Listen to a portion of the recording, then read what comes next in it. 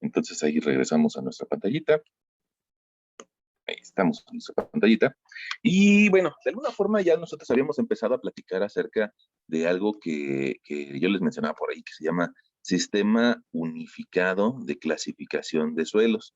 Tal vez no lo habíamos mencionado plenamente como tal, pero dentro de nuestras clases de granulometría, como en las clases de plasticidad y límite líquido y límite plástico, ya fuimos abarcando algunos temas que nos permiten entender este sistema unificado de clasificación de suelos.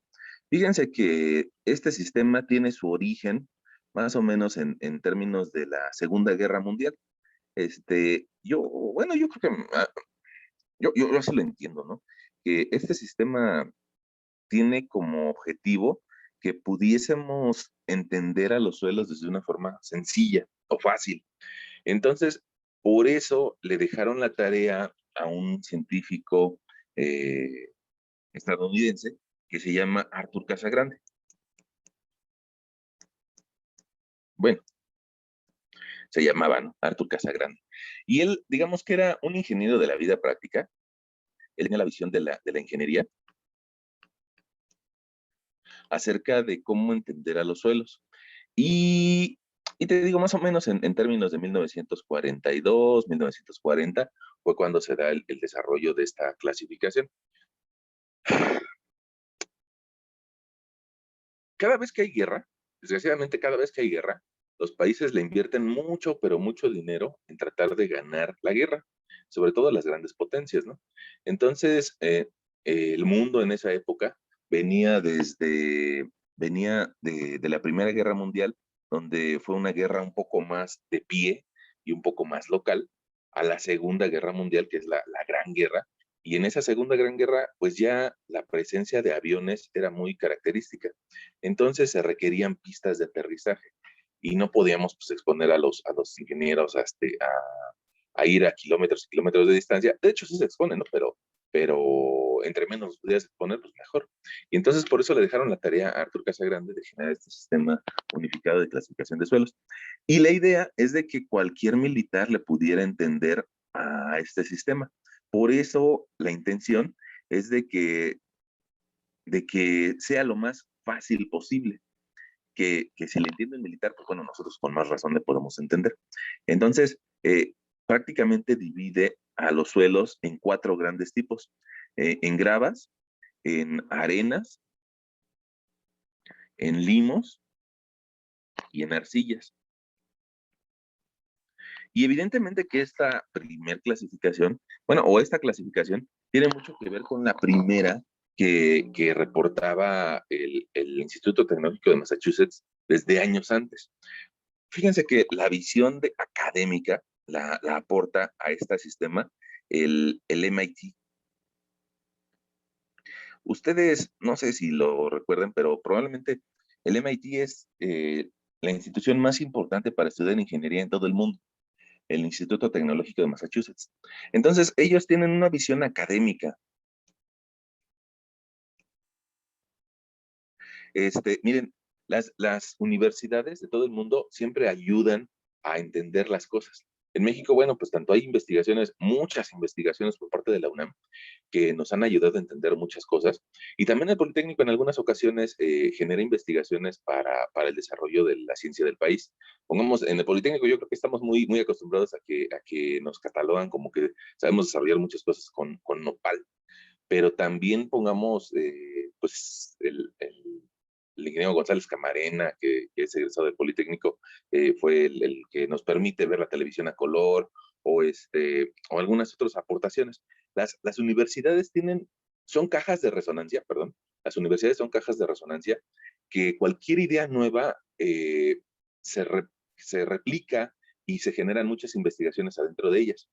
Bueno, pongamos ahora que estamos con este fenómeno de la pandemia y que se requieren espacios nuevos con mayores áreas de ventilación, pues evidentemente que ustedes lo están trabajando las materias de arquitectura, el cómo generar nuevas escuelas o nuevos centros de trabajo que tengan más área de ventilación acorde a los tiempos de la pandemia. Bueno, eso pasa en todas las universidades. Entonces, en esa época, el MIT era una institución muy importante que aportó conocimientos también para generar el sistema unificado de clasificación de suelos. También tenemos la visión militar, ¿no? La visión del Cuerpo de Ingenieros de Estados Unidos. También le aportaron muchas ideas a este sistema de clasificación y unificación de suelos. Y bueno, pues con la unión de todas esas ideas, incluso también la visión constructiva.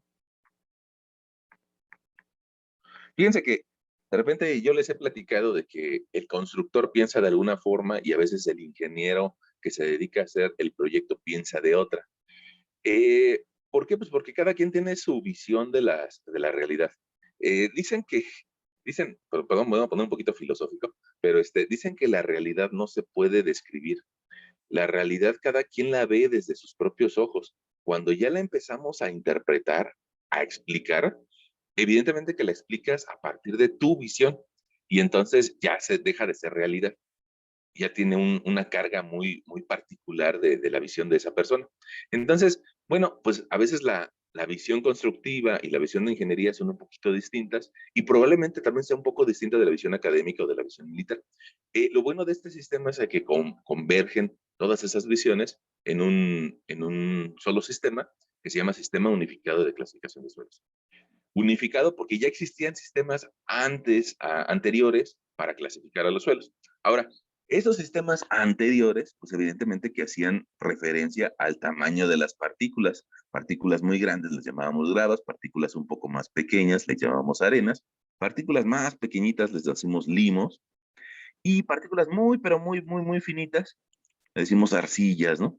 Ahora, el tamaño que los va a diferenciar, bueno, pues es que dábamos 76 milímetros para fragmentos menores a una roca y que le podemos llamar gravas, 4.75 milímetros para partículas que ya les llamamos arenas y eh, 0.075 milímetros para partículas finas, que ya son los limos y las arcillas. Antes del sistema unificado de clasificación de suelos, había personas o había sistemas que decían, mira, es que la realidad de las arcillas miden menos de 0.002 milímetros. Pero desgraciadamente no existen mallas que me permitan separar al suelo con esa dimensión, porque es un milímetro entre 500 partes, ¿no? Entonces termina siendo muy pequeñito. Ahora, resulta que estos diferentes tipos de suelo, francamente, los podemos diferenciar entre sí aplicando pruebas de las que ya hemos platicado. Para los suelos gruesos podemos aplicar la prueba de granulometría, mientras que para los suelos finos podemos aplicar pruebas de límites de consistencia o límites Atterberg, en honor a Alberto Atterberg. Bueno, ahora, fíjate que eso también nos habla acerca de que hay suelos que podemos sentir sus granos y suelos de los que no los alcanzamos a sentir. Por eso le llamamos a las gravas y a las arenas suelos granulares.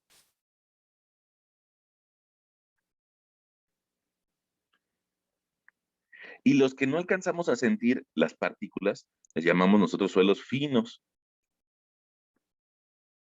Ahora, resulta que también nos hemos dado cuenta de que los suelos granulares, los que son de grano grueso, pues resulta que a la hora de cargar friccionan las partículas entre sí. Y ahí aparece un segundo nombre para los suelos granulares que le podríamos llamar suelos friccionantes.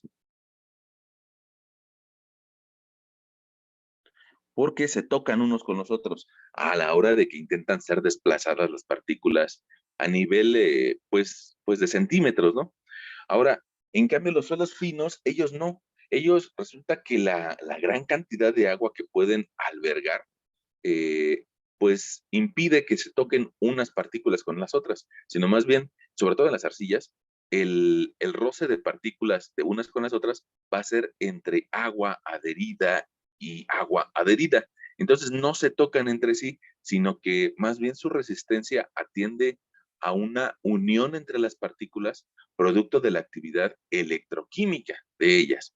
Y por eso, bueno, a estos suelos se les llama suelos cohesivos.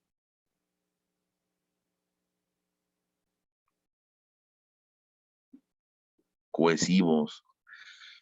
Bueno, incluso en la literatura anglosajona aparecen otros términos que, pongamos, los suelos granulares, se les llaman suelos questionless, o sea, sin cohesión, y a los suelos finos se les llama suelos frictionless, o sea, sin fricción. Pero bueno, pues no, también nosotros manejamos el lenguaje de Cervantes y lo hacemos de una forma distinta. Ahora, fíjate que dentro de esta gran clasificación que debe de ser fácil, que cualquier militar le pueda entender y cualquier constructor le pueda entender, pues también aparece, resulta que este primer sistema, pues era muy del primer mundo, muy de los países que estaban en la Primera Guerra Mundial, en la Primera y Segunda Guerra Mundial. Pero resulta que llegamos nosotros con Latinoamérica y nos damos cuenta de que aquí tenemos otros tipos de suelo también, ¿no? Y que hay una región que se llama región tropical. Esa región tropical, pues por ahí está comprendida entre el trópico de Cáncer y el trópico de Capricornio. Y esa región resulta que tiene gran cantidad de vida. ¿Por qué? Pues porque tiene mucha agua, tiene mucha humedad y siempre hace calor y en muchas épocas del año hace llueve, ¿no? Entonces, esta región que tiene mucha vida, pues genera suelos con alto contenido de materia orgánica. Llámese raíces, llámese restos de animales, restos de frutas, pero en el suelo de esta región se presenta mucha materia orgánica. Y entonces esa materia orgánica, pues hay que agregarla como otro tipo de suelo, suelos orgánicos. ¿Y qué sería un quinto tipo de suelo? Es así como la historia de los tres mosqueteros, que en realidad eran cuatro. Bueno, pues acá los cuatro tipos de suelos, pues en realidad son cinco, ¿no? Ahora, ¿qué característica tienen los suelos orgánicos? Pues que también son muy finitos y son producto de descomposición de materia orgánica. Eh, Eso significa que va a tener grandes deformaciones. Y bueno, pues es parte de esta región tropical. Ahora, mm, perdón, a veces a mí me gusta aquí pues hacer un poco de juego, ¿eh? No es para que nos tomemos tan en serio, pero esta región tropical tiene características pues divinas, porque tiene comida a muy bajo costo, esa región tropical, y eso también ha permitido que no se desarrolle como el norte y como el sur. Pongamos, alguien que vive por acá, por Arizona, por Denver, por Chicago, pues resulta que las temperaturas que experimenta en frío son muy bajas y eso lo hace a guardar dinero para poder tener un lugar donde sobrevivir el invierno. Y también cuando hace calor, resulta que ellos hacen un paro por las temperaturas tan altas y tienen que tener dinero ahorrado. En cambio, nuestros vecinos de por acá, de Chiapas, de Oaxaca, ellos, digamos que, y también nosotros en la Ciudad de México, siempre tenemos buenos climas. Entonces, además de que tenemos una zona bien fértil, alguien que vive en Veracruz, alguien que vive en Tabasco, pues tiene muchísimo desarrollo de frutas y de verduras. Entonces, eso los hace tener también precios muy baratos. Y esos precios, pues, hacen de que tal vez esas personas que viven en esta región tropical no se preocupen tanto por la comida. Y se le llaman más, llévatela relajada, brody. ¿A qué te presiona, brody? Y esta forma de vida un poco más tranquila, pues desgraciadamente los ha llevado también a que no tengan la misma infraestructura que se tiene en el norte, ¿no? Ahora, eso no solamente pasa en América Latina, sino que también le pasa a nuestros primos los europeos, ¿no? Nuestros primos los europeos con África y con perdón por el dibujo tan feo, pero pero resulta que en Europa y en Asia también se llega a presentar el mismo fenómeno, que hay una región que tiene un poco de mayor presencia de vegetación y hay otra región como es Alemania, como es Francia, como es Inglaterra, que tienen climas más extremos y que han provocado un mayor desarrollo económico. Ahora, si te le quedas viendo a esa imagen, aunque esté mal dibujada y lo que sea, bueno, pues resulta que el desarrollo económico está por arriba, ¿no? Está por arriba de ese trópico de Cáncer. Por acá es donde están las grandes potencias, tanto a nivel empresa como a nivel país, y que pues tiene que ver bastante con el clima. Ahora, también tiene otra cosa que ver, ¿no? También tiene que ver que las colonias que están en la parte superior han explotado los suficientes años a las regiones de las zonas bajas. Pues también la zona de América, pues han explotado a todo Centroamérica. Entonces, pues, por decirlo de alguna forma, le han robado los recursos y gracias a ello, pues los de la zona alta siguen teniendo una opulencia en su vida. Ahora, y resulta que para tratar de contrarrestar esto, nuestros primos, los sudamericanos, o en Honduras, en Guatemala, pues tratan de ir a Estados Unidos a encontrar mejores condiciones de vida, aunque eso signifique pues trabajos pues degradantes que no quisieran hacer los estadounidenses. Pero eso también pasa en África, ¿no? También existen personas que van de Marruecos hacia España o de Egipto hacia Grecia, buscando mejorar sus condiciones de vida. O también en la India, en Bangladesh, tratan de emigrar hacia unas mejores condiciones de vida hacia el norte. Perdón, creo que ya me extendí en ese tema.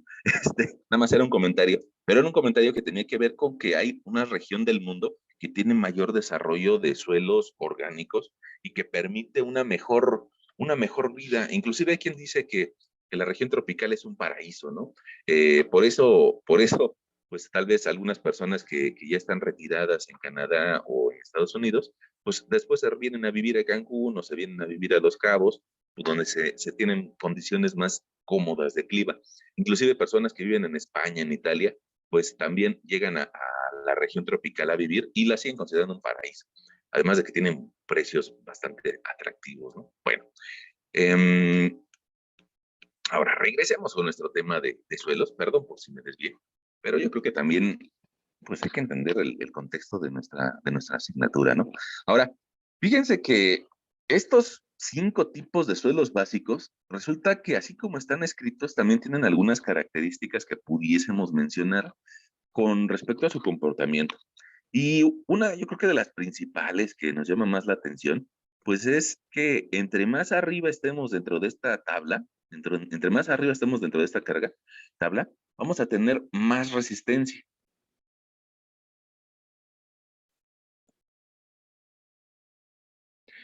Entre más arriba, las gravas son más resistentes, las arenas son más resistentes y sería ideal que nosotros tuviéramos siempre la capacidad o la oportunidad de desplantarnos sobre de esos materiales, sobre arenas, sobre gravas. Aguantan muchísima capacidad de carga, ¿no? Desgraciadamente, bueno, pues vivimos tal vez en una zona tropical y tenemos el caso contrario, donde tenemos una menor resistencia. Ok. Ahora, también podemos hablar acerca de la deformabilidad, vamos a poner un colorcito moradito, y resulta que entre más arriba, eh, resulta que son menos deformable, y entre más abajo es más deformable.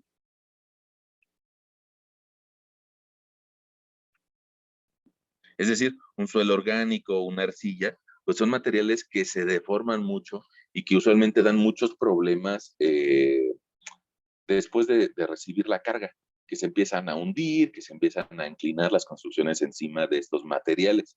Entonces, pues para eso nos sirve también el sistema unificado de clasificación de suelos, para ir entendiendo qué suelos me van a dar problema y cuáles no.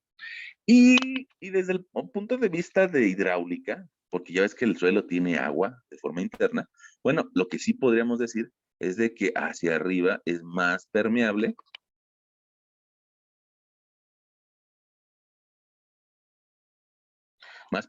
y en la parte de abajo es prácticamente impermeable, ¿no? Esa es la razón por la que en alguna otra ocasión yo te decía que una presa de material graduado, eh, mira, en una presa de material graduado se presentan la utilización de los diferentes materiales que mencionamos por acá. En el núcleo, solemos colocar arcillas. ¿Por qué arcillas? Déjame, incluso le pongo su letrerito, ¿no? su letrerito CH, ya ves que nosotros veíamos en la sesión pasada, es una arcilla de alta plasticidad. Bueno, ¿por qué arcillas? Pues porque no dejan pasar el agua. Desgraciadamente, esta misma arcilla que no deja pasar el agua porque es impermeable, resulta que es también muy deformable. Y si solamente se construyera la presa a partir de arcilla, terminaría por deformarse y por romperse, porque no tiene resistencia. Entonces, ¿qué hacemos para ayudarle a la resistencia? Pues nos vamos al otro lado, al otro extremo, y colocamos tal vez gravas o enrocamientos.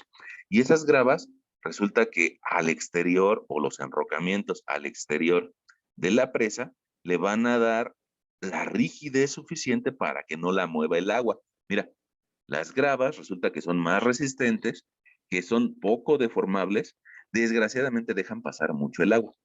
Pero aunque dejen pasar el agua, resulta que adentro tenemos arcilla que va a ser la encargada de impedir el paso del agua. Entonces, dicho de otra forma, en una presa de materiales graduados, el esqueleto está hecho a partir de gravas y enrocamientos, es lo que le va a dar resistencia, y eso vamos a ponerlo por acá, una grava mal graduada, o enrocamientos. Fíjate, ahorita que te lo estoy explicando como grava, pero en realidad son enrocamientos. Es decir, partículas mucho más grandes, ¿no? Partículas que incluso llegan a medir hasta 1 metro de diámetro. Bueno, y resulta que si nada más dejáramos nuestro sistema así, se generaría una migración de las arcillas. Empezarían a filtrarse hacia las gravas y terminaría por romperse todo ese sistema. Entonces, por eso utilizamos un material intermedio que sirva de filtro. Y ese material intermedio, pues es una arena. Una arena que puede ser bien graduada. ¿Qué característica va a ser la arena? Pues es de que cuando la arcilla se quiera mover y se quiera ir hacia donde está la grava, las arenas la van a contener y van a impedir que sigan avanzando. Bueno, y entonces de esa forma, pues podemos tener un sistema capaz de contener agua, contener una buena cantidad de líquido. Ahora, de todas formas va a pasar el agua, ¿no? De todas formas, eh, por la grava va a pasar completamente, por la arena un poquito menos, y por la arcilla, pues ahí sí se va a detener, pero va a pasar un poquito de agua. Bueno, ahora, fíjense que inclusive acerca de las permeabilidades, podríamos hacer algún comentario y decir que las gravas llegan a tener permeabilidades de 1/10⁻²centímetros por segundo, mientras que las arenas llegan a tener permeabilidades de 1/10⁻²centímetros por segundo. Y mientras que tal vez unos limos tengan permeabilidades de 1/10⁻5 centímetros por segundo, y las arcillas pues tengan prácticamente valores de 1/10⁻8 centímetros por segundo. Ahora son rangos, ¿no? Son rangos, no son valores exactos. Y sobre todo, esas cantidades de permeabilidad eh, se miden órdenes de magnitud. O sea, no nos interesa si es 2/10⁻8, sino más bien lo podemos considerar como 1/10⁻8. Lo que ahí sí vale la pena es a qué potencia está elevado el 10. Y eso sí nos da características muy diferentes. Bueno, ahora, fíjense, yo creo que eso que les he platicado ahorita, alguien me va a decir, pues ya lo habíamos platicado en otra ocasión, ya está me aburrió, profesor. Bueno, pero de todas formas, pues creo que hasta ahí vamos bien. Creo que vamos bien. Desgraciadamente, desgraciadamente, la naturaleza no nos da las condiciones topográficas ideales y siempre constantes como para solamente generar suelos granulares y suelos finos. Eh, Resulta que la orografía de las regiones, diferentes regiones que comprenden nuestro país y el mundo, pues ha ido cambiando. O sea, las montañas que hoy vemos en el 2021, eh, probablemente muchas de ellas hace 1000 años tenían una posición bastante similar, pero hace 5000 años no tanto, y hace 10,000 años no tanto, y hace 100,000 años no tanto. Y ahí cobra importancia lo que nosotros platicábamos al inicio de nuestro curso, de que pues nuestro planeta lleva algo así como 4600 millones de años. Entonces, en esos 4.600 millones de años se generan demasiados cambios y probablemente esta montaña en algún momento estuvo debajo del mar, probablemente. ¿Por qué? Pues porque nosotros por ahí también platicábamos de que hace aproximadamente unos 300 millones de años,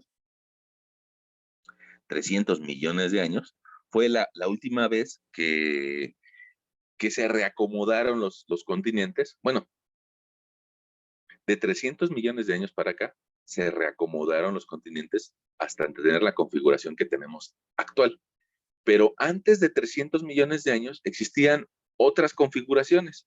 Entonces, por ahí mencionábamos en alguna otra sesión que si algún tío nos dice, es que antes había otros continentes, la Atlántida. Bueno, pues la realidad es de que sí es cierto, ¿no? Nada más que eso de la Atlántida es parte de una mitología.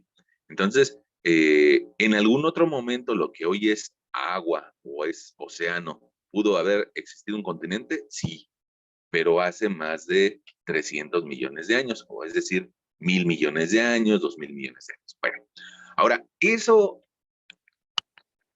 cambios, esos cambios, pues nos llevan a pensar de que los materiales no son tan bonitos, tan ideales, como que en alguna región dada encontremos puramente arcilla y que en una región dada encontremos puramente material granular. Que digamos, mira, de aquí para allá hay material granular y en esta zona nada más hay arcilla. ¿Por qué no? Ah, porque el clima que tenemos en la actualidad no ha sido el constante. En alguna otra época hubo más frío, en alguna otra época hubo más calor, y eso cambia la posibilidad de depositar algún tipo de suelo o algún tipo de material. ¿Qué quiere decir? Bueno, pues que en un mismo sitio donde hoy se estén depositando arcillas, tal vez años antes se pudo haber depositado alguna capa de arena, y tal vez algunos años antes, al contrario, fechas más recientes, se pudo haber depositado alguna capa de limo. E incluso debajo de esto que podríamos nosotros mencionar tal vez como un basamento o como una roca, bueno, pues inclusive en esa roca pudieron haber existido otras condiciones hace 1.000 años que permitieron el desarrollo de algunos materiales. Incluso ahora los vemos inclinados. Cuando tú sales a carretera, te le quedas viendo a los cerros y te darás cuenta de que ya tienen alguna inclinación.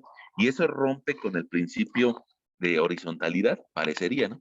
Parecería que lo rompe, pero esos materiales inclinados están inclinados precisamente por los movimientos de las placas tectónicas. ¿Qué quiere decir? Que por aquí abajo tal vez esté una placa empujando a otra, por acá está empujando a otra, y pues eso termina por deformar a la corteza y por mover algunas formaciones eh, orográficas hacia arriba, ¿no? O más bien a generar procesos orogénicos. Bueno, ahora, ¿eso qué mala consecuencia tiene sobre nosotros? Pues la mala consecuencia que tiene sobre nosotros es de que en un mismo sitio donde tú quieras construir, en el mismo sitio donde tú quieras construir, pues resulta que vas a encontrar la presencia de materiales que pueden ser de tipo arena, pero también la presencia de materiales que pueden ser de tipo limo y también gravas y también arcillas. Depende la profundidad a la que estemos trabajando. En el mismo sitio, o sea, a pesar de que, pongamos, yo les he dicho que el suelo de la Ciudad de México es malo, bueno, si tuviéramos la capacidad de desplantarnos a 30 metros de profundidad, pues en realidad sería bueno. Si tuviéramos la capacidad de desplantarnos a 50 metros de profundidad, bueno, pues aguantaría lo que fuera, ¿no? ¿Por qué? Pues porque los depósitos profundos tienen más resistencia. Pero ahí nos aparece otra interrogante, ¿no? El decir, bueno, pero ¿hasta qué profundidad debo de explorar? Y esa profundidad de explorar va a tener que ver mucho con el tipo de cimentación que se va a utilizar. Pero, pero ahí entramos en una historia un poquito como de gallo y de gallina y huevo, ¿no? ¿Qué fue primero, el huevo o la gallina? Entonces, para saber qué tan profundo debo de hacer la exploración, tengo que saber qué cimentación voy a utilizar. Pero para saber qué cimentación voy a utilizar, necesito saber qué tipo de suelo hay. Y para saber qué tipo de suelo hay, necesito saber qué cimentación voy a utilizar, hasta qué profundidad va a llegar. Bueno, pues entonces eso como que nos plantea un pequeño problema que lo podemos romper en base a lo que nosotros sepamos de la geología del sitio. Es decir, del contexto que más o menos nos imaginamos que existe en ese sitio. Ahora, mira, me interesaba, antes de pasar a lo de las profundidades, me interesaba que vieras que en un mismo sitio se pueden presentar diferentes materiales y que incluso el mismo material, vamos a suponer que como aquí, como en la Ciudad de México, que el mismo material prácticamente está presente hasta 50 metros de profundidad, las arcillas, pero que en alguna etapa de esos 700,000 años, en alguna de esas etapas, el lago se llegó a secar y eso permitió la presencia de algunos lentes de arena. Y esos lentes probablemente no estén completos, sino que estén un poco cortados, ¿no? Pues resulta que si nosotros tomásemos una muestra de esta zona, probablemente nos daríamos cuenta de que tiene arena, pero también tiene arcilla, y entonces resulta que los suelos pueden estar mezclados, porque la naturaleza no dice, ay, me voy a dedicar, de aquí a 10,000 años me voy a dedicar a producir solamente arcilla, y después empiezo con la arena. No, la naturaleza todos los días va teniendo expresiones de sí misma, ¿no? Todos los días puede ser que llueva, que haga calor, que haga frío, y esa vida cotidiana hace que dentro del suelo se presenten muchas condiciones que no las podríamos clasificar con lo que tenemos escrito en la parte de arriba. Es decir, hay algunos suelos que tienen arena y arcilla al mismo tiempo, que tienen grava y limo al mismo tiempo. Y entonces, a pesar de esa primera clasificación que yo creo que le podemos entender, pues resulta que también será necesario hablar de algunos suelos que tienen un comportamiento mixto y que esos suelos que tienen ese comportamiento mixto, pues habrá que escribirlos por acá. Vamos a escribirle aquí a nuestro lector que hay un suelos que tienen una parte granular y una parte fina. Y bueno, pues habría que anotar algunos límites, ¿no? Fíjate que, pongamos, cuando nosotros decimos que un suelo es puramente granular, nosotros diríamos de que el porcentaje de finos es menor al 50%. Cuando tenemos suelos cohesivos, también diríamos de que el porcentaje de finos es mayor al 50%. Pero hay algunos rangos intermedios, ¿no? Y resulta que, mira, yo creo que ya tú ya recordarás esto de la granulometría y de los tamaños. Entonces me voy a permitir borrar esto.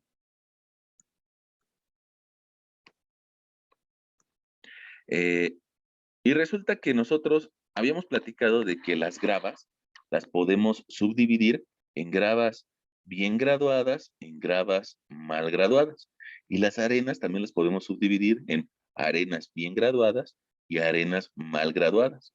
Los limos, gracias a la carta de plasticidad, nosotros podemos identificar que hay limos de alta plasticidad y limos de baja plasticidad. Déjame te los escribo al revés. Limos de baja y limos de alta. Las arcillas también, arcillas de alta plasticidad y arcillas de baja plasticidad. Y los suelos orgánicos, pues que se llaman OL, O, OH, ¿no? Dependiendo de su límite líquido. Bueno, ahora, resulta que eso es para materiales que son puramente finos o puramente friccionantes, pero los mixtos resulta que requieren de unas letras un poquito más raras. Y esas letras un poquito más raras es la combinación de la parte granular y de la parte fina. Y para eso vamos a tener dos tipos de subdivisiones, ¿no? Una es cuando el porcentaje de finos es mayor que 12%, pero menor que el 50%. ¿Qué quiere decir? Que tengo bastantes finos. Entonces, como tengo bastantes finos, pues necesito mencionar mucho la presencia del fino. Y por eso vamos a tener origen a suelos que les podemos llamar gravas limosas, gravas arcillosas, arenas limosas y arenas arcillosas, que es una combinación es un suelo en el que tienes bastantes bastantes finos y bastantes arenas. La mayoría es arena, la mayoría es grava. Por eso la primer letra de la clasificación es una G o una S. Arena limosa, arena arcillosa. Okay. Ahora, hay otro tipo de suelos en donde el porcentaje de finos es muy pequeño, en realidad es pequeño, pero hay que mencionarlo, ¿no? Cuando es mayor al 5%, pues hay que mencionarlo. Y cuando anda entre el 12 y 5%, pues resulta que esta zona nos da origen a símbolos dobles.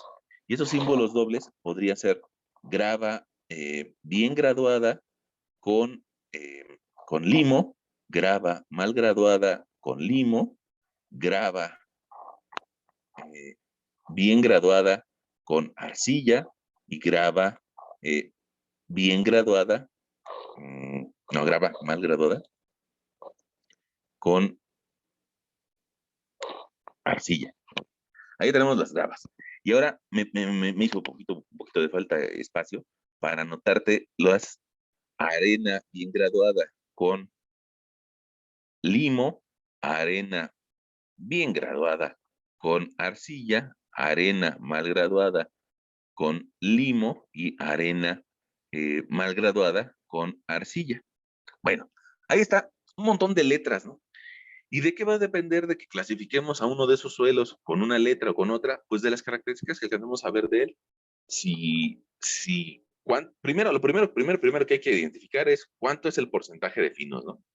Si mi porcentaje de finos es muy grande, eh, bueno, pues, o prácticamente el total de mi material es porcentaje de finos, pues entro en la zona de suelos finos, puros, ¿no? Si mi porcentaje de finos es muy pequeño, muy despreciable, entro en la zona de arriba. Y yo creo que aquí te voy a hacer una corrección. Eh, Fíjate que está mal escrita este valor. Cuando no es, cuando no vamos a mencionar la parte fina, es porque el porcentaje de finos es menor a 5. Ni siquiera lo mencionamos. Entonces, fíjate, vamos a hacer un pequeño esquemita. Porcentaje de finos, tenemos varias opciones. Una, es mayor a 50, pues entonces tengo un material fino. No, pues que no es mayor a 50, sino que anda entre 50 y 12. Si anda entre 50 y 12, voy a tener ese porcentaje de finos, voy a tener un suelo mixto, que es en la parte de abajo, donde nada más tengo la utilización de dos letras. Si anda entre 12 y 5, ese porcentaje de finos, pues resulta que necesito también, es un comportamiento mixto, pero son dos letras o doble juego de letras, ¿no? Que sería estos de acá. Y si mi porcentaje de finos es menor al 5%, pues resulta que tengo un suelo plenamente granular, que son los dos de arriba, ¿no? Arenas y gravas. Bueno, ahora, ¿hay quien se clava demasiado en este tema? Va a decir, pero sí, usted. Hay quien se clava demasiado en este tema y que se fija exactamente entre un 5.5% y un 4.5%. Yo creo que debemos de sacar la cabeza un poco de ahí y darnos cuenta de que lo que busca este sistema unificado de clasificación de suelos es darnos una pista acerca de si vamos a tener un suelo problema o no. Eso es la esencia del sistema. Para eso lo requerimos, para tratar de identificar problemas, más allá de que exactamente caigamos en una zona o en otra. Y sobre todo hacemos eso porque nos interesa que esa clasificación nos ayude en la etapa operativa del proyecto, ¿no? O sea, que podamos fácilmente identificar qué material vamos a tener, cómo lo vamos a explorar y qué podemos esperar de él. Para eso es la clasificación. No tanto como para rompernos la cabeza con que si es un porcentaje de pinos alto o bajo, o mayor de 6 o menor de 11, ¿no? Sino en esencia es, yo honestamente me gustaría más que te recordaras esta zona, ¿no? Suelos arcillosos, suelos finos, me van a dar menos resistencia, van a ser más deformables y bueno, la ventaja es de que no dejan pasar el agua. Pero en general, yo creo que ustedes se deben de llevar esa idea de que entre más granular sea un suelo, entre más se parezca a una grava, a una arena, va a tener mejor capacidad de carga, va a aguantar más carga. Eso pues, es muchas veces lo que buscamos de un suelo, ¿no? Bueno, ahora, miren, eh, bueno, creo que más o menos nos queda claro cuál es la esencia del sistema unificado. Eh, y otra esencia que tal vez no les platiqué hoy, pero se los platico, es de que este sistema unificado lo utilizan en todo el mundo, ¿no? Entonces, esa es una gran ventaja. Vamos a suponer que en términos del Tratado de Libre Comercio tú te vas a trabajar a Estados Unidos o a Canadá. Bueno, pues resulta que en Estados Unidos o en Canadá, pues una SW sigue significando lo mismo que aquí, una arena bien graduada. Aquí en Canadá, en Ottawa, en Egipto, en España, en cualquier lugar del mundo, esto sigue significando lo mismo.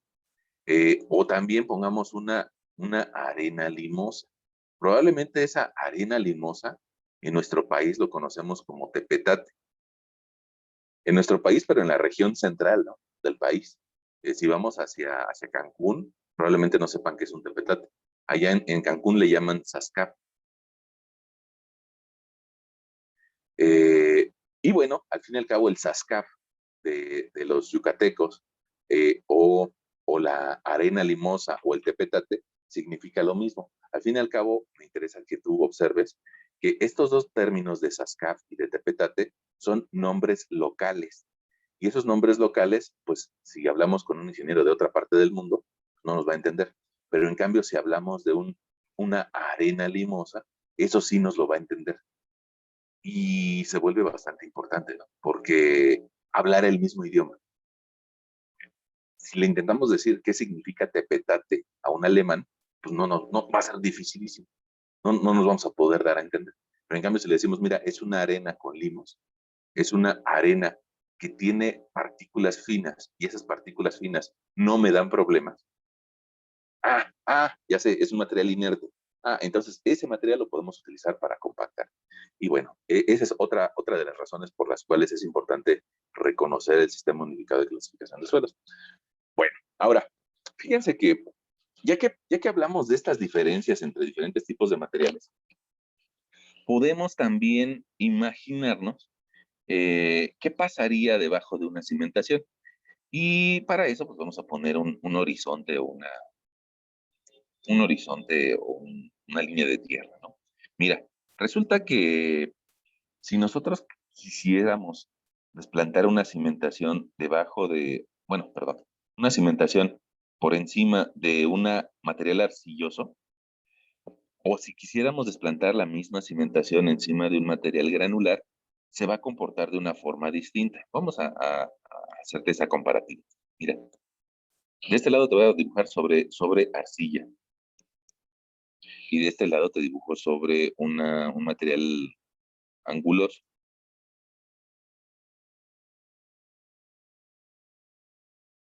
Ahora, fíjate que cuando esa cimentación reciba la carga estática, que es la que está actuando la mayoría del tiempo, ¿no? Una carga estática. Bueno, probablemente esa cimentación quiera bajar o quiera descender, quiera hincarse o hundirse por esa carga estática. Pero no siempre tenemos carga estática, sino que también tenemos cargas laterales, producto de excentricidades o sobre todo producto de acciones sísmicas. En algún momento va a llegar un sismo y sobre los pisos que tenemos aquí arriba, pues ese sismo va a intentar mover estas losas de forma lateral. Y eso da origen a un momento sísmico o una carga lateral. Esa carga lateral, llámese en cualquiera de los dos suelos, lo que va a intentar hacer es girar a la zapata y lo va a intentar girar eh, hacia, hacia el otro lado. Nada más que Cuando la intenta girar sobre una arcilla, esta línea de falla pasa aproximadamente a 0.8 veces el ancho de la cimentación, de la zapata. Mientras que cuando lo hace sobre una grava con características de cantos angulosos, esta profundidad de falla se va mucho más abajo, tan abajo como algo así como 3.5 veces el ancho de la cimentación. Bueno, ahora, ya sea sobre un material o sobre el otro, y creo que ni siquiera están en escala esos dibujos, de- debería de tomar clases de representación gráfica, ¿no? Para entenderlo mejor, para explicar mejor. Bueno, eh, resulta que ya sea que esté desplantado sobre un material o del otro, pues algo que nos interesaría a nosotros sería tratar de recuperar muestras de la línea de falla. O sea, sería ideal que cuando nosotros hacemos el estudio de mecánica de suelos, pudiéramos bajar a una persona y pudiéramos recuperar muestras de dónde va a pasar la línea de falla. Y esta muestra, llevarla al laboratorio para que a partir de una muestra cúbica se puedan elaborar algunos cilindros de carga y los podamos someter a una fuerza de compresión y encontrar su gráfica esfuerzo de formación y ver cuánto soporta. Eso sería lo ideal. Nada más que para eso necesitamos saber cuánto va a medir el ancho de la cimentación y sobre qué material vamos a estar plantados. En este caso, una arcilla. Desgraciadamente, cuando nosotros llegamos al sitio y sobre todo si no somos de esa región, pues decimos, híjole, ¿qué diablos habrá por aquí? ¿Habrá arcillas? ¿Habrá limos? ¿O qué habrá por acá? Pues no sabemos, entonces lo que podemos hacer es buscar información geológica de la zona. Y en esa información geológica vamos a encontrar si hay suelos o si hay rocas o, o qué tipo de material se espera en la zona. Y después de saber qué tipo de material se espera en la zona, pues evidentemente que hay que hacer una exploración directa. Nada más que esas exploraciones directas, donde tratamos de recuperar muestras, pues alguien dirá, bueno, pues es que está muy cara, me cobran mucho por hacer esa exploración, la voy a dejar a nada más que bajen 1 metro, porque el material está bien duro, ¿no? Que bajen 1 metro. Bueno, pues resulta que si la zapata va a estar por abajo, pues a mí lo que me interesaría evaluar como resistencia de ese sitio sería la línea de falla. Entonces, este cuate que hizo su exploración a 50 centímetros, 80 centímetros, pues de nada me sirve su muestra. No me sirve la muestra si no pasa por la línea de falla. Entonces, habrá que decirle a este amigo, oye amigo, necesitamos que hagas tu exploración un poco más abajo. ¿Para qué? Pues para por lo menos tener datos de un mismo estrato o de una misma profundidad que donde va a estar pasando la línea de falla, es decir, de por aquí, es decir, de por acá. Tampoco le puedo hacer caso, pongamos a algún gurú que nos diga, no, pues es que necesitamos hacer una exploración hasta 30 metros de profundidad para recuperar muestras de un estrato a 30 metros de profundidad. No le podemos hacer caso a esa persona que quiere muestras tan profundas porque ahí no está pasando la línea de falla. Nosotros más bien lo que requerimos es información de una cierta profundidad, pero que sea donde esté la línea de falla. Entonces, pues resulta que el tipo de cimentación, y te lo voy a iluminar un poquito, mira, el tipo de cimentación va a determinar hasta dónde queremos explorar. Y entonces entramos en un proceso iterativo. Bueno, pues si van a ser 2 niveles, lo más seguro es de que vamos a desplantarnos con zapatas, ¿no? Si van a ser 7 niveles, bueno, pues habría que pensar en un tipo de cimentación un poco distinto. Y ahí viene la historia, pongamos, de la ciudad, ¿no? En muchas ocasiones en nuestra ciudad se utilizan edificios que usan cajones de cimentación. Y esos cajones de cimentación, pues sí llegan a tener bases que tienen del orden de pues, 15 metros o incluso hasta más, ¿no? Ahora, aquí hay un pequeño problema con estas dos cantidades que te acabo de mencionar. Si estamos en zona de arcillas y vemos 15 metros hacia abajo, probablemente sean 13 metros.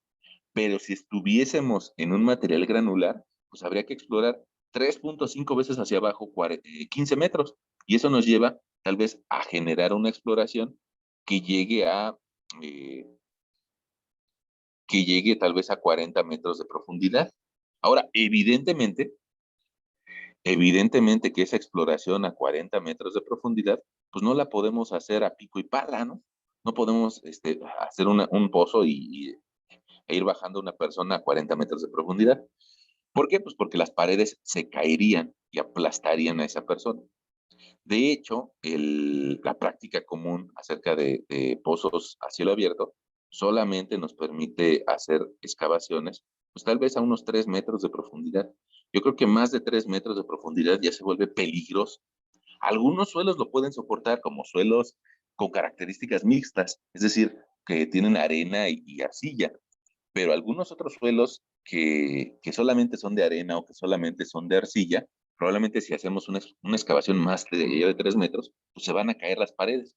Y alguien dirá, bueno, entonces hay que hacerla con taludes. Mira, haciendo esto con taludes, se puede hacer, sí, pero también hay límites, ¿no? Fíjate que esta persona lo que va a hacer es de que va a traspalar el material a esta zona y aquí otra persona lo va a traspalar a otra altura. Pero mira, te darás cuenta de que entonces empezamos a hacer una excavación muy amplia. Y evidentemente que para llegar a 40 metros de profundidad, pues necesitaríamos muchas bermas y una excavación demasiado horizontal. Tal vez nada más para recuperar una muestra, pues sería demasiado gasto, ¿no? O sea, para bajar a una persona hasta acá. Eso es demasiado gasto. Entonces, por eso existen otras técnicas de exploración geotécnica. Para esas otras técnicas de exploración geotécnica, pues utilizan algunas maquinarias. Y básicamente lo que consiste es llevar una máquina de perforación al sitio y esta máquina de perforación en el sitio va a desplantar una torreta y esa torreta me va a servir como guía para meter tuberías. Estas tuberías van a poder recuperar muestras de 15 metros de profundidad, de 20 metros de profundidad, de 40 o incluso hasta de prácticamente de 100 metros, ¿no? Nada más que usualmente ese tipo de maquinaria para más de 30 metros se vuelven procesos muy lentos, ¿no? Pero bueno, es por lo menos mejor que 3 metros que a los que puedo llegar con un pozo a cielo abierto. Pozo a cielo abierto, 3 metros. Tal vez un poco más abajo, pues podría ser una berma, ¿no? Una berma y tal vez podría llegar yo a 7 metros de profundidad. Pero ya más abajo, pues necesito una maquinaria. Y más abajo, yo creo que lo que nos conviene es hacer, pues, o entender que va a ser una exploración muy lenta, o hacer más bien una exploración geofísica. Bueno, ahora, eh, ¿de qué va a depender la selección de una herramienta o de otra? Bueno, pues para eso les quisiera pasar algunas diapositivas. Nada más que esas diapositivas las tengo en la computadora, entonces me voy a conectar también con la computadora en este momento. Y un segundito.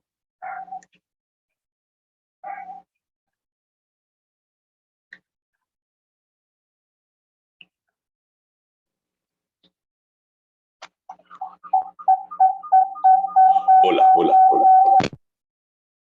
Bueno, eso que, eso que escuchábamos era una reverberación o un fenómeno de resonancia.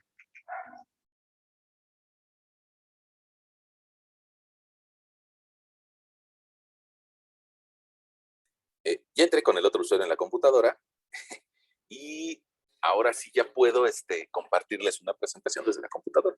Fíjense que lo que escuchamos era una resonancia, que básicamente es que el audio que un equipo emite se vuelve a meter en el otro. Y bueno, es bastante molesto, pero piénsenlo, piénsenlo. Y esa molestia que se genera con el audio es algo muy parecido a lo que le pasa a los edificios que entran en resonancia. Más adelante platicaremos un poquito de sismos y, y, y de lo que significa la resonancia. Pero mientras tanto les puedo pasar estas diapositivas. Bueno, ahora, miren, esta tal vez era de cuando yo andaba en la maestría. Ustedes disculparán que aparezcan ahí unos símbolos distintos a nuestra escuela, pero yo creo que conviene conocer en todos lados, ¿no? Entonces, yo a pesar de que hice la licenciatura en Zacatenco, fui a hacer la maestría a la UNAM y bueno, pues aprenden muchas cosas distintas. no totalmente distintas, ¿no? La gran mayoría del contenido es el mismo en la UNAM y en el Politécnico. Nada más que en la UNAM tienen una visión un poquito más científica que en el Politécnico. ¿Qué quiere decir? Que pues allá desarrollan ciencia, inclusive si no se va a utilizar en la vida práctica. Eh, para ellos la ciencia va más allá de la aplicabilidad dentro de una empresa. Y en cambio en el Politécnico siempre nos preguntamos, ¿y esto para qué me va a servir? Siempre le buscamos la aplicación. Por eso estamos la técnica, o sea, la aplicación del conocimiento. Pero en realidad vemos cosas muy similares. Bueno, fíjense que yo lo que les acababa de mencionar acerca de la zapata, cómo intenta fallar adentro del suelo, son estas gráficas que ves en la presentación del lado izquierdo, nada más que se me movió. Mira, estas líneas estas líneas significa hasta dónde va a llegar la línea de falla en una arcilla. Aquí no dice arcilla porque, bueno, ahí ya estamos haciendo uso de otro concepto que más adelante veremos, que se llama ángulo de fricción interna. Las arcillas suelen ser frictionless o no friccionantes. Es decir, quiere decir que no generan fricción entre ellas. Y por eso le ponemos aquí un ángulo de fricción interna de 0. En cambio, las gravas angulosas, que sus ángulos provocan una fricción muy fuerte entre partícula y partícula, tendría tal vez un ángulo de fricción interna de 40 grados. Y eso era lo que, creo que yo te había escrito 3.5, aquí es 2.5, ¿no? Bueno, eso es lo que nos llevaría a una superficie de falla más profunda. Pero eso es nada más considerando el efecto de resistencia, de capacidad de carga. Ahora, existe otro efecto que a veces lo soslayamos, a veces no lo tomamos tan en cuenta de forma inicial, pero sobre todo en suelos finos es el más importante, y es hasta dónde llega la presión de una cimentación. Evidentemente, miren, a mí me gusta utilizar este efecto. ¿Qué pasa si yo aplico una carga?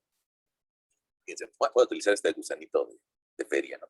Si yo aplico una carga aquí arriba, resulta que los primeros centímetros de donde estoy aplicando la fuerza de mi mano, los primeros centímetros sienten toda la presión, pero llega a una profundidad en donde ni siquiera se entera de que estamos recibiendo nueva carga. Eso en el suelo le pasa con estas gráficas. Resulta que una cimentación cuadrada, una cimentación que tiene una relación L entre B igual a 1, prácticamente disipa toda su carga, prácticamente la disipa a 2 veces el ancho de la cimentación.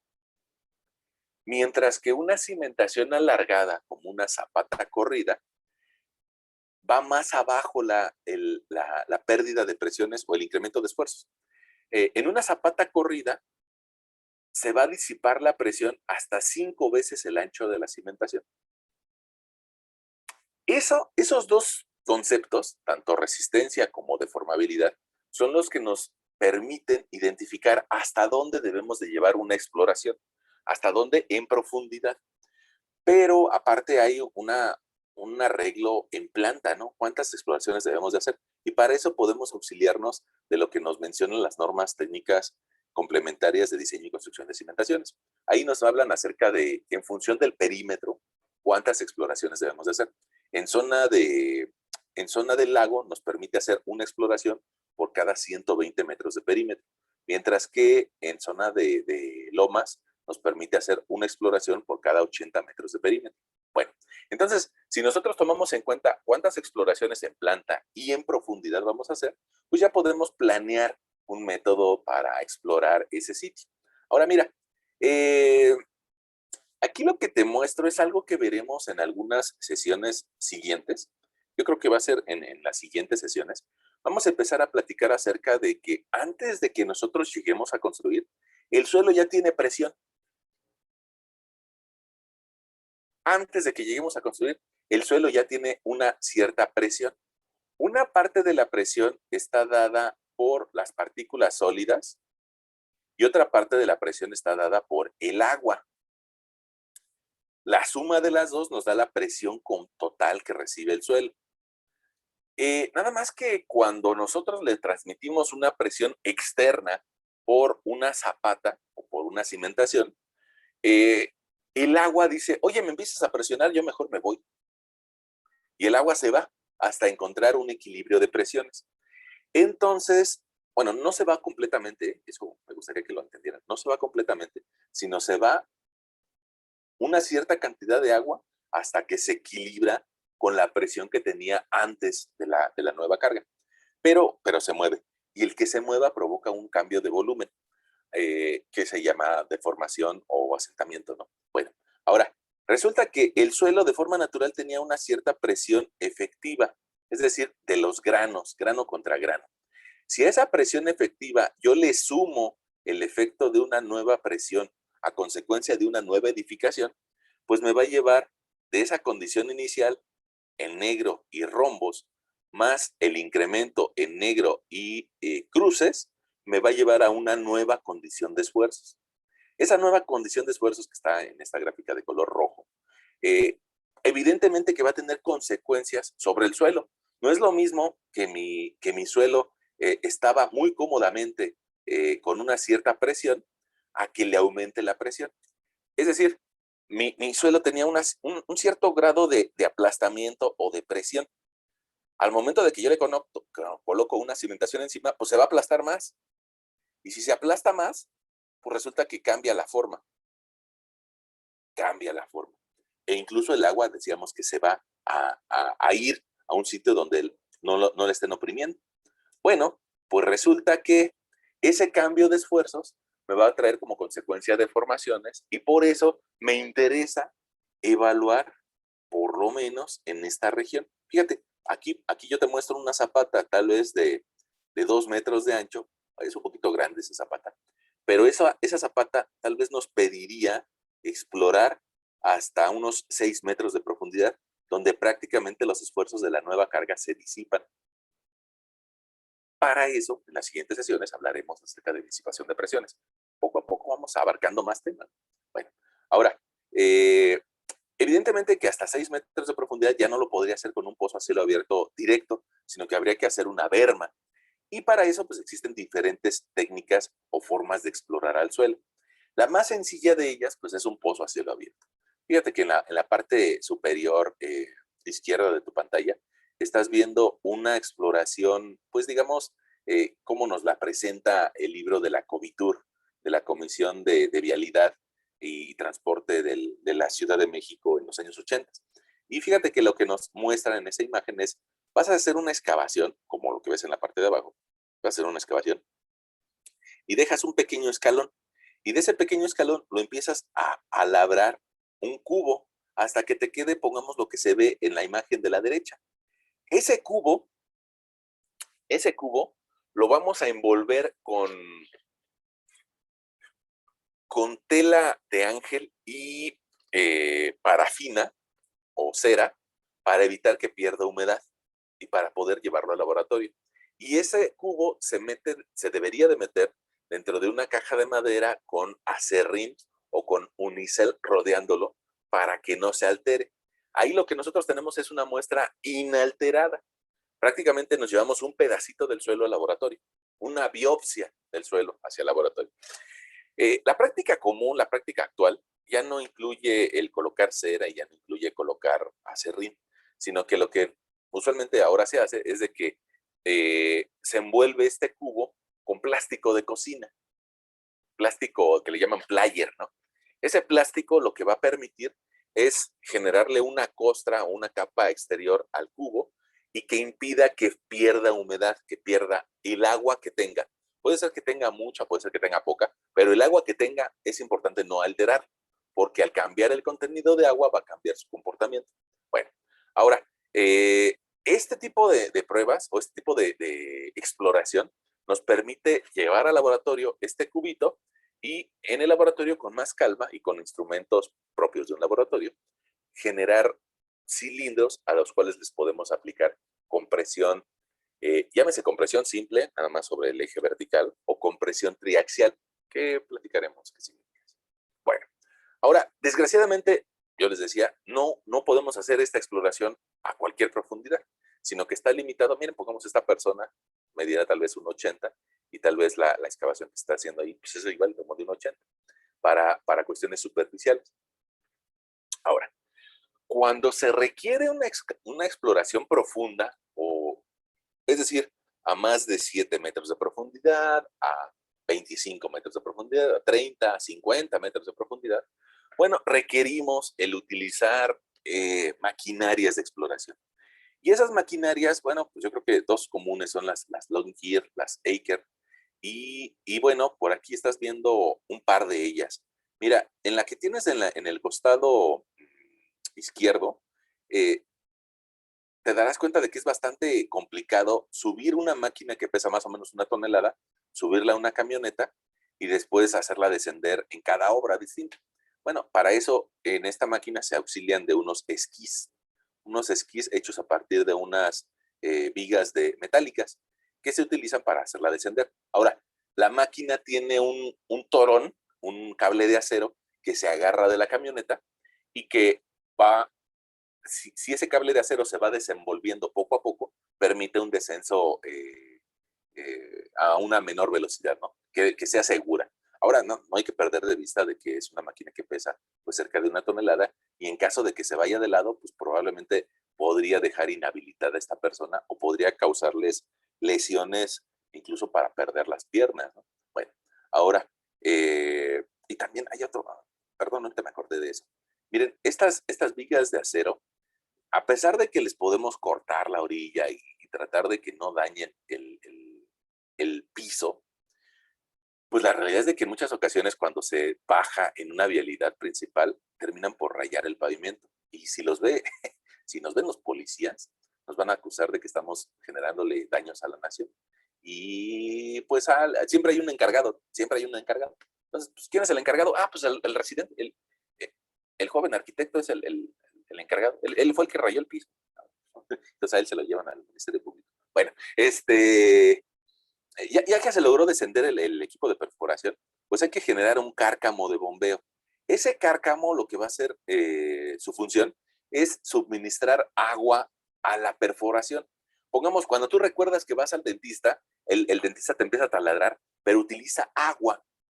Esa agua enfría la herramienta de perforación y también hace que la perforación se dé más rápido. Entonces requerimos de agua para hacer la perforación.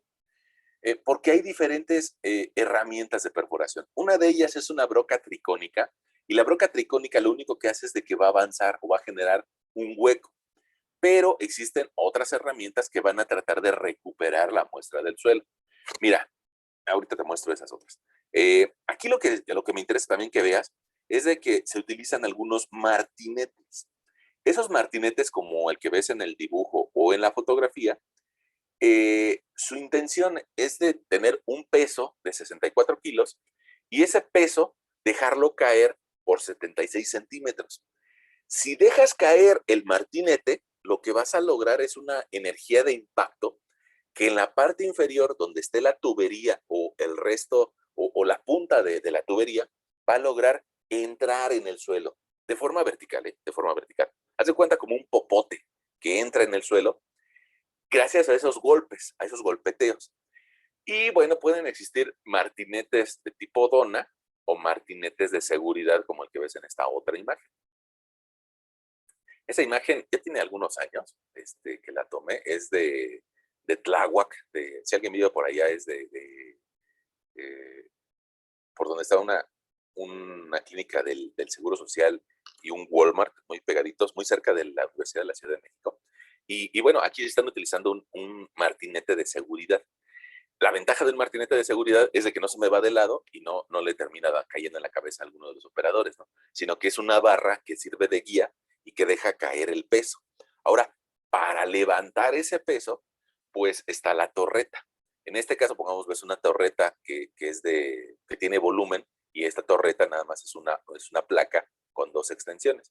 Ahora, la maquinaria tiene un sistema de poleas que le permite al operador jalar el cable y prácticamente aplicar una fuerza pues, del orden de unos 5 kilos, 5 a 8 kilos, pero ese sistema de poleas permite levantar 64 kilos. Ya ves que por medio de polipastos se puede reducir la presión. Bueno, y la intención de este martinete de seguridad, es que lo levantemos y que siempre caiga de la misma altura. En la punta de la tubería, en la punta, lo que vamos a encontrar va a ser un tubo media caña. Ese tubo media caña, pues se llama así porque son dos medias cañas que se unen y que se enroscan con una zapata de corte y con un cople de unión con el resto de la tubería. Quiere decir que se une y genera un tubo. Ese tubo recibe los golpes y logra entrar dentro del suelo. Ahora, al entrar dentro del suelo, va a recuperar muestra. Si te das cuenta en esta imagen de la parte inferior, ahí ya tenemos material recabado de 10 metros de profundidad, de 15 metros de profundidad o más. Ahora, ¿cómo le hacemos para que eso pase? Bueno, pues resulta que es un sistema un poco parecido al de los popotes. Eh, Mira, perdón. Imagínate imagínate, no sé si alguien de ustedes lo habrá hecho alguna ocasión. Yo creo que sí, porque somos investigadores, ¿no? Este, Fíjense, imagínate que esto fuera un popote y que yo aquí tuviera alguna bebida. Bueno, ¿qué pasa si yo el popote lo meto, permito que la bebida entre al popote y después en la parte de arriba le aplico un sello? Levanto a mi popote y lo que va a pasar es de que aquí adentro va a salir bebida con el dedo que le puse en la parte superior. Alguna vez, yo creo que alguna vez ustedes lo hicieron con un refresco, ¿no? Con un Mundet rojo, que de repente nos daban un popote, le poníamos el dedo encima y sacábamos un poquito de líquido por el vacío que se genera. Bueno, ese mismo vacío se puede aprovechar en esa media caña para extraer muestras. El sistema de tuberías tiene toda una columna de agua adentro de la tubería y esa columna de agua empuja a esta canica. Esa canica está dentro del cople de unión entre la media caña y el resto de la tubería y es, digamos, el mismo efecto que nosotros hacemos poniéndole el dedo al popote. Se genera un vacío y ese vacío me permite recuperar, levantar la muestra y traerla a nivel de superficie y tener una muestra del suelo de 15 metros de profundidad o de 20 metros de profundidad. Sobre todo si es un material de tipo limo arenoso o arcilla. Con las arenas sufrimos un poco más. Con las arenas se sufre más porque no, pesan mucho, pesan más que las arcillas y que los limos, y adentro del tubo se resbalan en muchas ocasiones. Entonces, ahí lo importante es contar el número de golpes necesarios para avanzar la longitud de la tubo media caña. Entonces dices, bueno, para avanzar los 60 centímetros me llevé tal vez 30 golpes o 40 golpes o 10 golpes. Y eso nos va a dar una medida de resistencia que podemos relacionar en gabinete para tratar de entender cuál es la resistencia de ese material, incluso si perdemos la muestra, si se cae por el peso de la muestra. Ahora, hay una trampa para que no se me caiga la arena. Y esa es un dispositivo como como el que te muestro en la imagen, y este dispositivo, digamos que se pone en el extremo bajo del tubo de media caña y permite que la arena entre al tubo, pero después cuando se quiera salir, la traba por medio de la forma que tiene, la geometría que tiene. En algunas ocasiones sirve y en algunas no. Entonces, por eso en el sondeo de penetración estándar es muy importante registrar el número de golpes necesarios para avanzar X cantidad de centímetros. Te platicaré después de que ese sondeo lo dividimos en 3 etapas, ¿no? En los 15 centímetros iniciales, los 30 centímetros intermedios y los 15 centímetros finales. Pero la esencia es contar golpes de resistencia y recuperar muestras.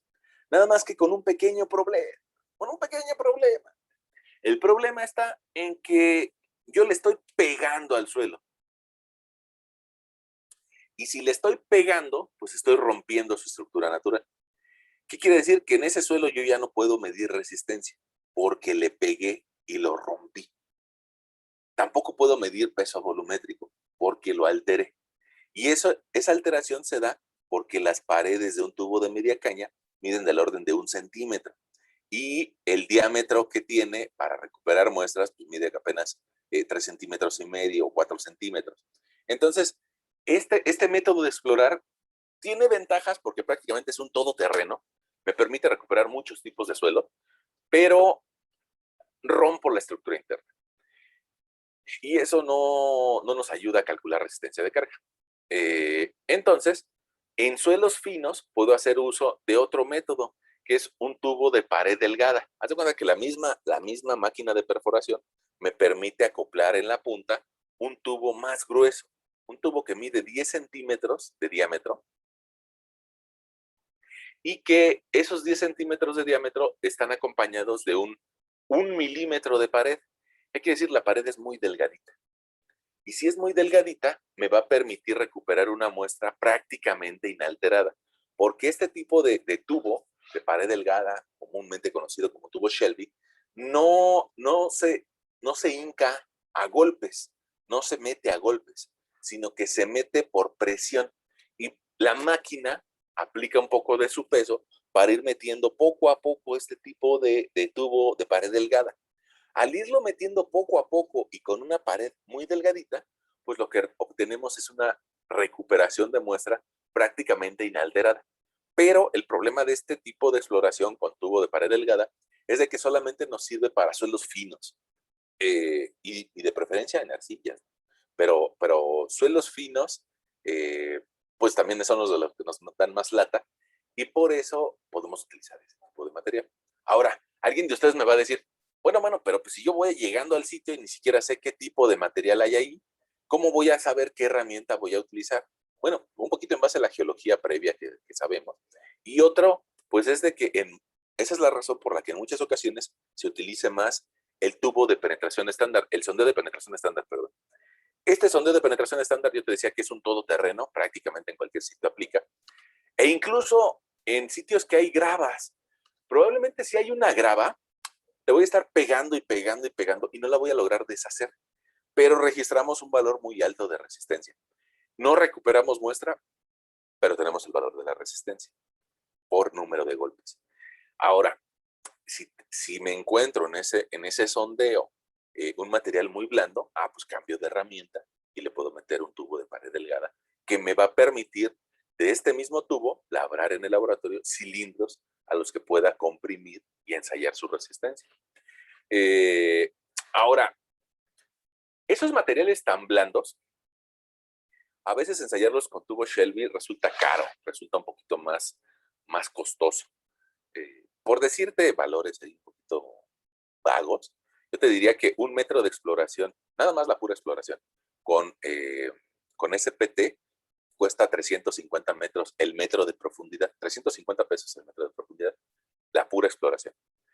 En cambio, el metro de exploración con tubo de pared delgada, pues andará en unos 800, 900 pesos. El metro de exploración. Entonces, digamos que duplica o un poco más el costo de la exploración. Para eso, pues, existe una alternativa más económica, que es el utilizar un dispositivo eléctrico. No sé si alguien de ustedes, yo creo que sí, lo han hecho. Cuando vas al supermercado, de repente ves que hay algo que se llaman básculas electrónicas. Y te dice, mira, échame 10 pesos y yo te digo cuánto pesas, ¿no? Entonces, básicamente nosotros le echamos 5 o 10 pesos, nos subimos a la báscula y adentro de la báscula hay una serie de deformímetros. Hay unos resortes y esos resortes se comprimen un poco o se comprimen, por decirte algo, se comprimen 1 milímetro y dice, si se comprime 1 milímetro, esta persona pesa 50 kilos. Si se comprime 2 milímetros, esta persona pesa 100 kilos. Si se comprime 1,5 milímetros, esta persona pesa 75 kilos, en base a una constante de calibración.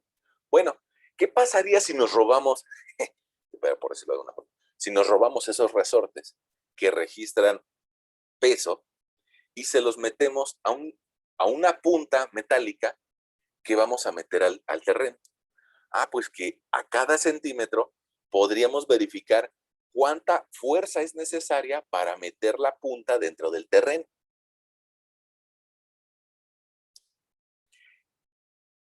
Esa fuerza la puedo registrar a cada 10 centímetros de perforación. Y entonces, así como la carátula de la báscula electrónica me dice, usted pesa 75 kilos, usted pesa 90, bueno, de la misma forma, este aparatito conectado con unos cables nos puede dar una resistencia a nivel de superficie. Y esa resistencia a nivel de superficie nosotros los podemos ir registrando.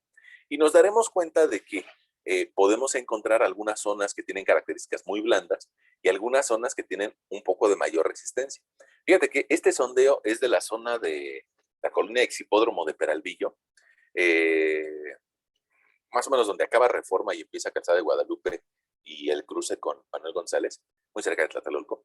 Y te darás cuenta que en esa zona, pues tenemos prácticamente 25 metros de arcilla, 25 metros de material muy, muy blando. Y esos 25 metros de material blando pues, nos van a dar problemas. Ahora, te darás cuenta que a nivel superficial tengo una resistencia mucho más alta.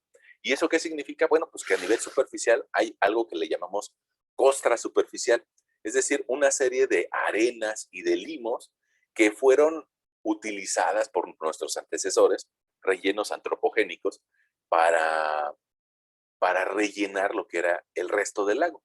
Ahora, ese lago en realidad duró 700,000 años, ¿no? El lago de la cuenca de la Ciudad de México. Y de repente vemos este material que es más duro. ¿Qué significa eso? Pues que dentro de los 700,000 años que duró ese lago, tal vez hace unos 300,000 años hubo un periodo de secas. Y ese periodo de secas permitió la depositación de un lente de arena. Tal vez hace unos 500,000 años hubo otro periodo de secas y por eso tenemos ese otro lente de arena.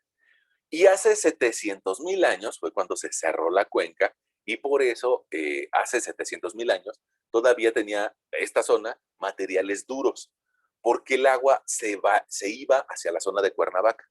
Desgraciadamente, pues hace tal vez 1,000,000 de años empezó a darse un proceso orogénico importante en la región que cerró la cuenca y permitió que se agrupara el agua dentro de este espacio. Bueno, ahora, este cono eléctrico pues registra esa deformación interna de los resortes y me permite identificar la resistencia de un suelo en diferentes profundidades. Esta exploración llega a 30 metros de profundidad y ya te darás cuenta de que a 30 metros no sería fácil bajar un pozo a cielo abierto. Ahora, en algunas ocasiones se requiere de más profundidad. Ahí te muestro un ejemplo de una perforación para un edificio que está en la Avenida Reforma. Probablemente tú lo ubiques, es un edificio naranja que está muy cerca de la glorieta me parece que era la glorieta de Colón, y que se llama Reforma 27. Eh, Ese edificio pues, se construyó tal vez por ahí del 2005, no, no, no es cierto, 2010, 2012, por ahí así. Ahí lo que te muestro es la exploración que se realizó para ese edificio. Bueno, un sondeo, ¿no? En realidad se utilizaron varios sondeos. Y mira, esta exploración, si te das cuenta aquí en la profundidad, tenemos 5, 10, 20, 25, 30, 50, 60, 65, 70 metros de exploración hacia abajo. 70 metros de identificar qué materiales hay en esa zona. Entonces, depende del tamaño de la cimentación que se va a utilizar, va a ser la profundidad a la que requiramos explorar. Para una casa, probablemente con un pozo a cielo abierto es más que suficiente, ¿no? Para un conjunto de departamentos, un edificio de departamentos de 5 niveles, probablemente haya que hacer una exploración a 30 metros de profundidad, a 15 metros de profundidad, dependiendo de la zona. Pero este edificio, que pues, tal vez sean unos 30 niveles, pues tiene 70 metros de profundidad la exploración. Y te darás cuenta que algún día te puede llegar este informe cuando tú estés trabajando. Y mira, aquí aparecen algunas letritas que nosotros hemos utilizado. ML, o sea, un limo de baja plasticidad. MH, o sea, un limo de alta plasticidad. E incluso por aquí nos hacen referencia a algunos términos que hemos utilizado. Limo gris olivo, arena fina, sílica de color café grisáceo, limo gris olivo, limo. Bueno, pues al fin y al cabo son términos que hemos utilizado. En este sondeo tiene una técnica mixta. Quiere decir que en alguna zona del sondeo, fíjate, esto está amplificado acá. En alguna zona del sondeo utilizaron cono eléctrico en los materiales blandos y encuentran ahí algunos lentes importantes por ahí de unos 24 metros de profundidad, 25 metros de profundidad. Pero a partir de 30 metros de profundidad, la resistencia aumentó mucho y por eso se registra el número de golpes con el tubo de media caña, el que recibe golpes. Y mira, te darás cuenta de que hay una zona muy dura y luego baja la resistencia. Aquí, en años, ¿de cuánto estaremos hablando? Pues tal vez 1.000.000 de años. Hace 1.000.000 de años también se generó un pequeño lago y nos daba valores muy bajos de resistencia. Volvieron a meter el cono, pero nada más les duró como 1 metro. Y después, otra vuelta, vuelven a meter el todoterreno, ¿no? El SPT, sondeo de penetración estándar. Bueno, pues ahí tienes un sondeo un poco más largo. Y resulta que hay zonas dentro de la ciudad o dentro del país que tienen materiales más duros. Pongamos, y para eso podríamos utilizar otro tipo de herramientas, como el presiómetro de Menard, que evalúa la resistencia en el sitio, o el barril Denilson, que recupera muestras de roca. Mira, el presiómetro de Menard es básicamente, es un dispositivo que se infla adentro de la exploración, adentro de la perforación. Por decirlo de una forma sencilla, metemos un globo y lo inflamos desde acá arriba. Perdón, yo sé que es demasiado burda esa explicación, pero le podemos entender. Fíjate, prácticamente lo que metemos es meter un globo y se le mete presión desde el nivel de superficie. Y adentro de la perforación lo que va a pasar es de que se va a intentar expandir. Si se expande mucho, significa que no tengo resistencia ahí abajo. Si se expande poquito, quiere decir que es un suelo muy duro ahí abajo. Fíjate que a mí me tocó utilizar este tipo de dispositivos en la zona de el metro Zapata, tal vez a unos 30 metros de profundidad. Y bueno, desgraciadamente no son tan comunes. El sondeo de penetración estándar, prácticamente cualquier empresa de mecánica de suelos lo puede hacer. Un pozo a cielo abierto, cualquier empresa lo puede hacer. El cono eléctrico ya hay menos personas que lo pueden hacer. Y un presiómetro de Menard, pues ya son muy poquitas las personas que lo pueden hacer. Tal vez el doctor Luis García, tal vez empresas un poco grandes como Ingeum o TGC son las que la puedan hacer. Y lo que hay que saber del lado derecho es un barril Denilson. Este barril lo que tiene es un doble barril. Ese doble barril, digamos que uno corta un material tan duro como una roca y el segundo se lo queda, lo atrapa. Y eso nos permite recuperar muestras de roca o de muestras de materiales muy duros, como puede ser una toba o como puede ser un conglomerado. Fíjate que la toba y los conglomerados prácticamente, quisiera que no se enojaran nuestros primos los geólogos, pero prácticamente son rocas sedimentarias, prácticamente. El conglomerado sí es una roca sedimentaria. La toba no, la toba en realidad es un suelo, pero prácticamente el nivel de dureza que tiene es muy parecido al de una roca. Y mira, con estas herramientas como el barril de Denilson, es que podemos recuperar muestras, tal vez como esta. Mira, espérame, por aquí las traía. Mira, muestras como estas, que son pues muestras de roca, ¿no? Barril NQ, barril de Denilson, nos permiten, pues, recuperar una muestra de roca y después en el laboratorio se puede cabecear, se puede cortar la roca y someter a una cierta presión. Usualmente las rocas tienen muchísima más resistencia que un suelo. Usualmente las rocas no nos dan problema. Pero lo que sí nos da problemas en las rocas, mira, esta imagen lo ves, es de que las rocas en algunas ocasiones ya están deformadas.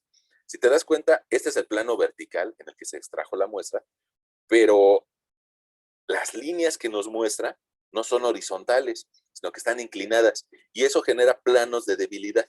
Esos planos de debilidad es más fácil donde se genere fallas dentro de una roca. Y en muchas ocasiones están determinadas las fallas por estas pequeñas incrustaciones de materiales distintos.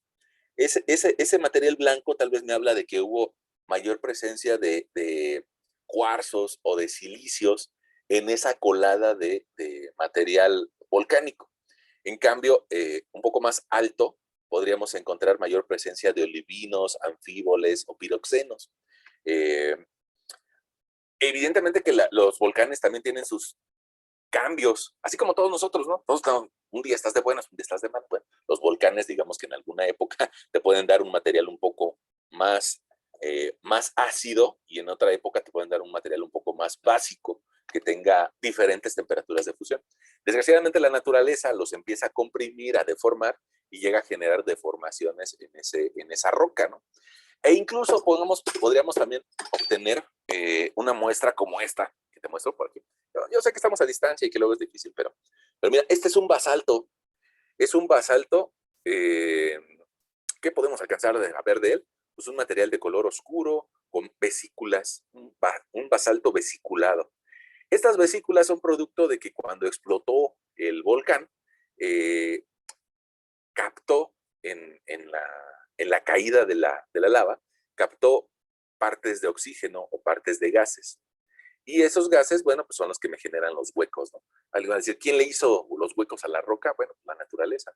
Simplemente cuando se estaba formando, generó huecos. Ahora, algunos huecos llegan a ser tan insignificantes como estos, que miden algunos milímetros, pero algunos huecos ya llegan a ser un poquito más importantes, donde yo puedo meter mi dedo.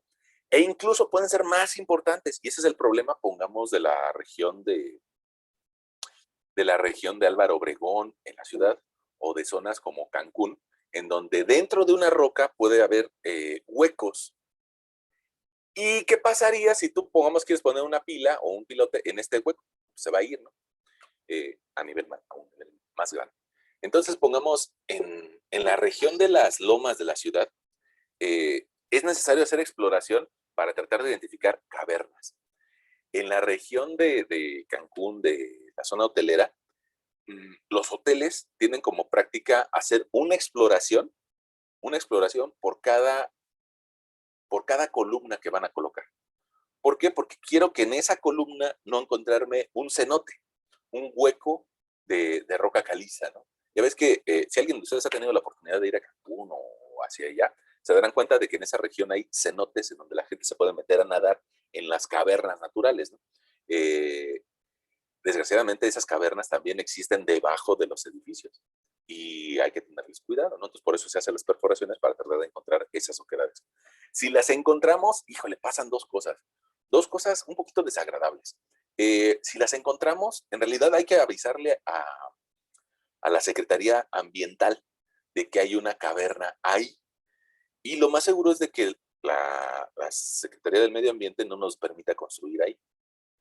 Desgraciadamente, hay una mala práctica que algunas empresas constructoras dicen, bueno, si te lo encuentras, no lo reportes. ¿Por qué? Pues porque nos van a parar el proyecto. Pero entonces, bueno, tal vez a mí, desde el punto de vista académico, tal vez me toca decirles a ustedes, lo que deberíamos de hacer es avisarle a la Secretaría del Medio Ambiente que encontramos un cenote, ¿no? Si ustedes en su quehacer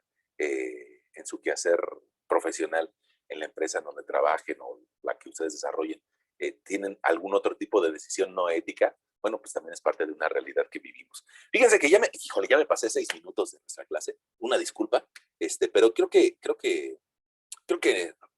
pudimos retomar algunos conceptos. De todas formas, si tuvieran alguna duda, pues lo tratamos de aclarar.